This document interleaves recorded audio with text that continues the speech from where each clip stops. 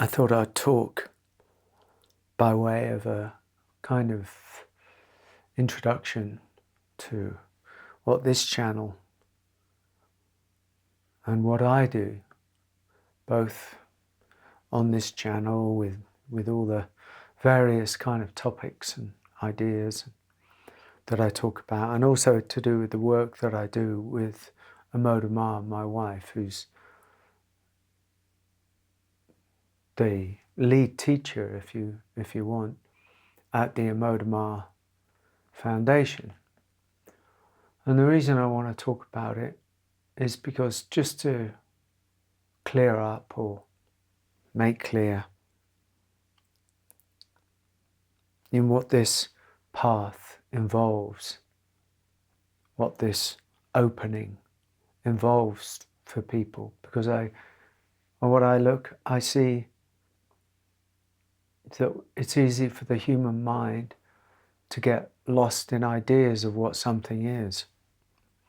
And we can easily bring our lost in ideas of what things are onto the spiritual journey, and how deceptive that can be, and how alluring that can be, particularly when it comes to like the pain of human experience, or just the difficulty of suffering, or how to live a life that's true when we've been blindsided and led down so many different alleys of falseness in our lives. So I somehow wanted to just, without knowing where this is going to go, just kind of talk a bit about it. Some of it from a personal perspective, because my journey of opening, I would say, of surrender, I don't really like to use the term awakening because it's too deceptive. But I do like to talk about opening, softening, surrender, humility, because I think that they are well within our remit, well within our reach in so many ways. And they all point to the same thing. They're all the same thing.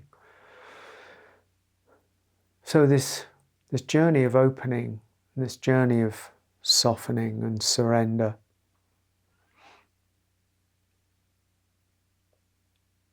it doesn't solve the problem of our sensitivity. It doesn't solve the problem of being a sensitive human being in the world. I think there's a hidden idea sometimes in the journey of deepening, or what people call awakening, that it's almost going to give us better protection against the world and all of its energies and all of its stuff than we had before. Almost as if, it's going to strip away one suit of armour and replace it with a suit of armour of light, or, a stronger suit of armour with which we enter the world, and all of the pain of being in the world is now rendered neutral, gone.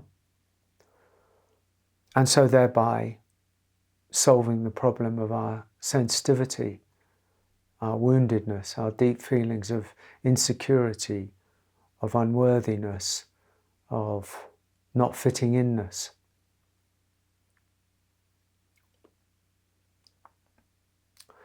And so then going to speak to my own experience, that's not what I've experienced.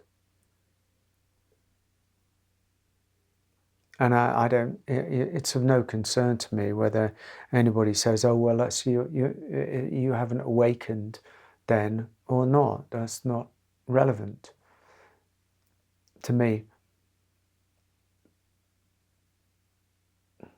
Because there's been such a a deepening, such an opening, such a surrender, such a softening. You know that, very much something significant has happened in this life that was completely unexpected and healed the divided state within me, the fighting state, the resisting state, the way of being at battle with myself and with the world and with others, and constantly carrying around a beef with the world, an argument with existence, and not seeing into things, and not seeing the patterns we weave with greater humility and depth and understanding and softness. And all of that changed, all of that came undone. And I fell over time into the unknown, into a deeper way of being in the world, fell into a deeper stream of my own existence that brought me to a much deeper, more profound equanimity and grace and compassion and love. Not born of the self, born of the not self, born of opening, born of seeing union within the duality, of seeing love inside the apparent fear and division, of being able to see beauty even in the ugliness. And this is a very human falling into a deeper softness, very, very human experience. I didn't leave the human experience behind. There was a kind of transcending of it on a certain level, but it wasn't a transcending that left it behind. It was almost more of a transcending that merged with it, that merged into it, so that it and I became one. That's the softening that I talk about. Softening is the surrender, is the opening, is the merging, is the intimacy with all things. This has happened. I see it as being something natural. It's the naturalness, it's the natural state of us. When the argument comes to an end, when the fighting with oneself and one's experience comes to an end, when the need to put everything in the box, when the need to overpower ourselves or our thoughts or our emotions or other people or life comes to an end. And there's no weakness in that, there's just openness. It's not a divided state. So it's very soft, but it's very strong and very powerful. Very, very powerful indeed. But going back to what I said, here's the thing. It doesn't make you stronger. It doesn't make you stronger in the sense of being able to, be somebody open in the world, of being, an awakened being in the world now. Nothing touches me. Nothing, I'm impenetrable. There is no I, so nothing hurts. This is far, far, far from the truth. The so-called awakened ones that I've met, that I've known, and looking deeply into my own experience, the opposite is true. One is just not in conflict with it. So the sensitivity doesn't go away. The sensitivity, if anything, possibly increases. The awareness of the falseness of things, the sensitivity to energy increases. One just feels it more, but it doesn't provoke any inner conflict in that sense. And if it does, there's a repercussion from that.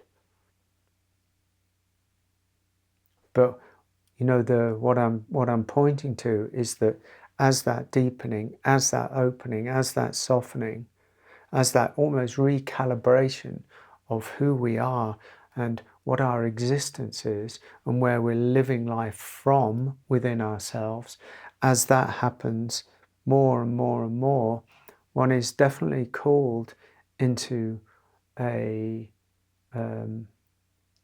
deeper sense of allegiance. And by allegiance, I mean, what are we doing and why are we doing it? What are we serving and why are we serving it? And what are we going to give our devotion to in now and now and now and now? Because the deeper this goes, the less possible it is to just go along with things, to just do whatever.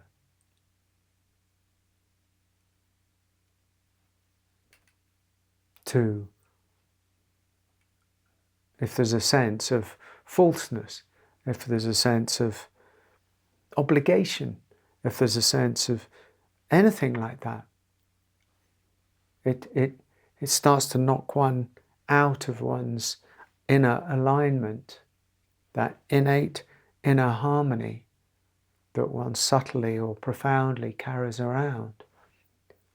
And so that hurts more. I would say this journey potentially hurts more. It calls one more and more to honour the depth of one's being. And if that honouring of the depth of one's being is not followed through, it hurts more. The world tends to hurt more. I don't know whether this is just me or whether I'm speaking to, you know, something innately true. I mean, you see, the thing is, what's different about each person doesn't disappear because of surrender or opening or awakening or enlightenment or self-realization. Oneself, the architecture, the voice, the whole of the individual way that we are in the world doesn't go away.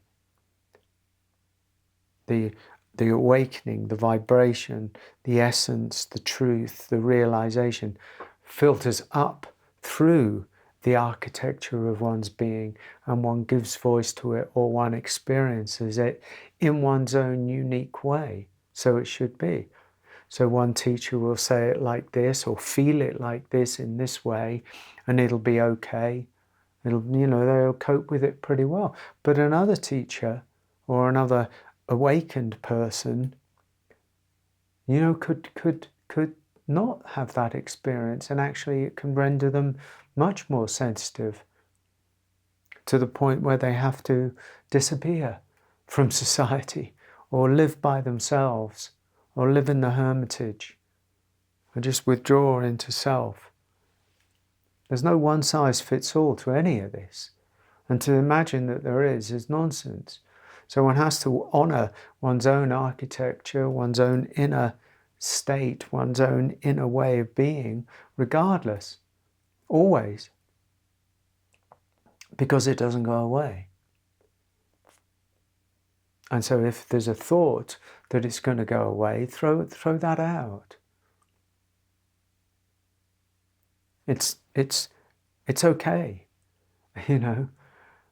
You see, if your eyes start to become cleansed in some sort of way, then you start to feel the falseness that you've lived within yourself, and then you start to see the falseness that is lived or has been lived in your relationship, but also in the relationship with other people, with family and friends and, you know, the larger community. And then you start to see the falseness of the games of the world, whether that be in religion or politic or some culture, part of culture, or the whole game of collusion of the human egoic collective mind. You start to see that more and more and more. And you know, for some that really hurts, as it should do. Well, not should do morally or principally, but it should do, because if it does, it's the, you know, that's the truth of things. And so one has to be prepared to live with one's own radical sensitivity and honor that radical sensitivity. This is not a journey, the journey of opening, of surrender, of deepening into oneself, of unraveling the lies, is not a journey for the faint-hearted, my friend. It is not a journey for the faint-hearted. It changes something fundamental about you, but it is not a journey that should be taken lightly, because a lot falls away on the way, and that has to be let go of, because otherwise you get caught in another conflict slightly different from the conflict within yourself that you're trying to leave, but replaced by some sort of spiritual conflict where the truth of you calls you more and more and more, but the old or the familiar or the false or the habitual calls you equally. And you have to decide again and again and again what you're going to honor. Are you going to be truthful to the truth that you're discovering within you? Or are you going to throw that out when it feels uncomfortable or when it feels inconvenient, and go back to old ways? Eventually you have to decide what you're going to follow. But if the door has opened within you, if the door inside your being has opened within you somehow, somewhere, then it's calling you.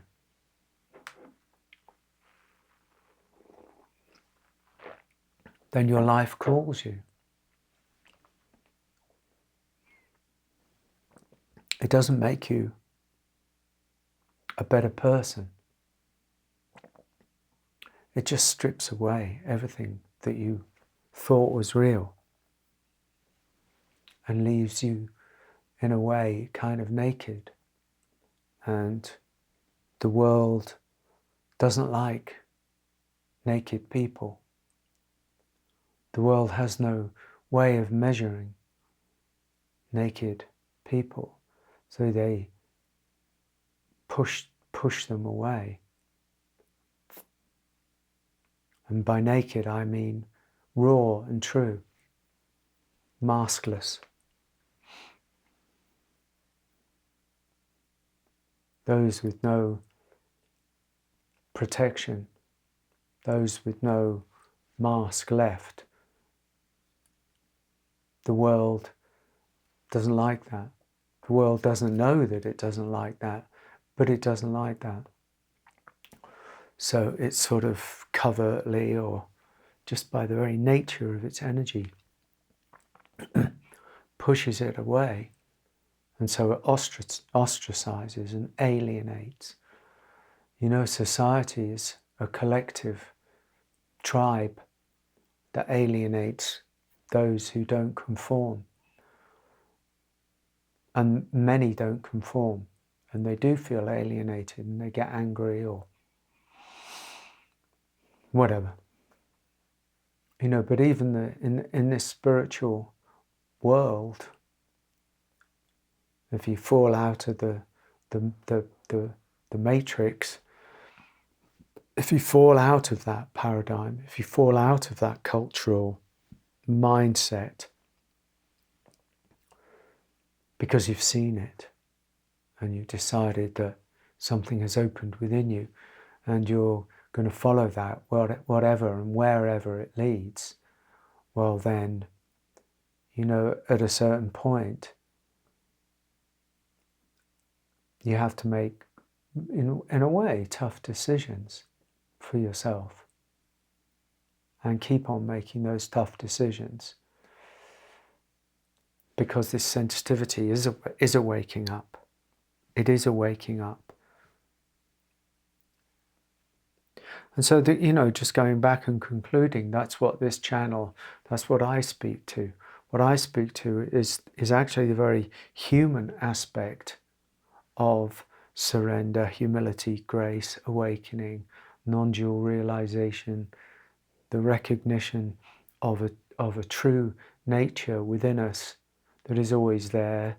Consciousness is always there regardless, and how when we turn towards that and unpack and undo and unravel and reveal and enter the chambers of the heart and this, the deeper aspects of us, how that reflects in our human lives, not as a way of escaping our human lives, but as a way of living our human lives with a deeper honouring of that grace within ourselves, of that depth that we carry, of that realization of union or of love, and how to live that as best we can in a world that is in many ways quite disturbed.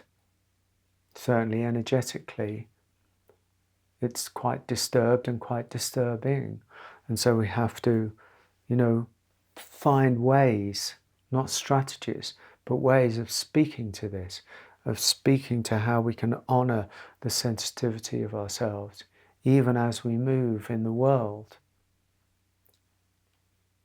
to develop almost a kind of warrior's courage, but not the fighting warrior, the warrior of surrender, the warrior of grace, the warrior of equanimity, as we move in the world, to move in the world from the silence of being, even as we walk through the valley of the shadow of division, endless division. The world pulls and pulls and pulls. It's tenacious. So this that I'm speaking of is, how can we do that? How can we do that? Do we want to do that? What is involved? What happens? What happens when we open and that truth of us, the sensitive truth of us, is revealed? It's that, it's almost like the human mystics journey that I'm really interested in. Yeah, the Christian mystics, the Rumi-esque kind of torn open, quite ragged, quite sensitive in the world, unafraid of that sensitivity, not apologetic for it. In fact, to a certain extent, quite proud, not bombastically proud, but, to carry it with a certain grace and humility. Yes, I'm sensitive. Yes, I feel everything. Yes, it even hurts. This life hurts. Existence hurts. But when you accept that, then there's a joy. There's a joy within it. But if you're constantly fighting it, it's the fight we have with ourselves. Because the fight that we have with ourselves is the fight that we have with others and with the world. It's the same fight. And if we can somehow learn to navigate that fight with a deeper grace, with a deeper beauty, with a deeper awareness, well, then things start to happen and things start to change for us. And then we become true, more true, because we're honouring who we are and what we are. And there's a great service in that.